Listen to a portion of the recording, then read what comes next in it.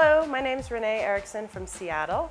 I am cooking a really simple frittata made with canned anchovies and some pecorino romano and fresh thyme.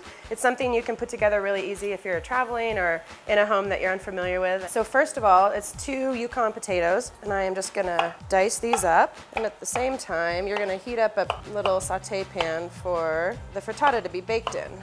It's about medium-high, and you don't want to brown the potatoes too much. You're just gonna scatter them in there and get them cooking. And at the same time, I'm gonna start prepping my thyme, which is really beautiful fresh thyme. And you just really easily just pull it off the stem. And you're just gonna give it a quick chop.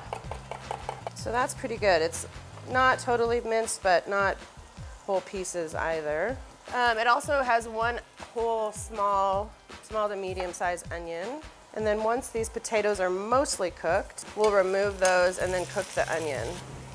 So I'm gonna set these aside and start the onion. So the main part of this dish is the anchovies, which are super delicious and often overlooked as like a main component in a dish. And I'm gonna put in about, I don't know, maybe 3/4 of this jar.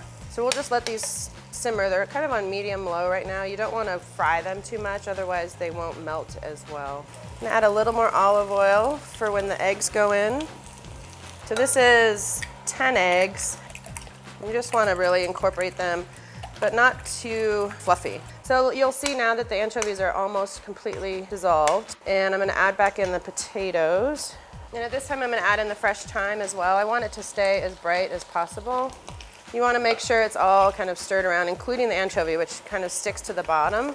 So this is bubbling, which is what I want. I'm gonna add a tiny bit of olive oil. And into this, I'm gonna add about 3/4, so this is 8 ounces of pecorino romano. I wanna save the rest for the top, right before it goes under the broiler. So stir that in.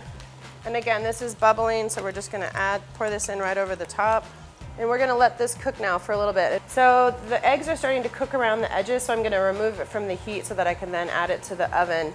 And then I'm gonna finish it with the pecorino on top.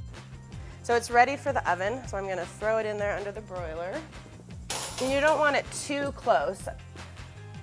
At the very top, you would burn it, so it's about 2 levels down. So the frittata is ready. You can see it has a nice browning on the top and a little bit of crispiness. All right, so I'm gonna cut this, and basically I just cut it like a pie. You know it's done when you can start to cut through it and your knife is not covered in a ton of liquid. And then it's such a simple dish that I like to serve it with a green salad with fresh lemon and olive oil. And if you have a little extra pecorino, you can grate that over the whole dish as well. Here is the anchovy and pecorino frittata. I hope this has inspired you to do more cooking while you're traveling. Thanks for having me.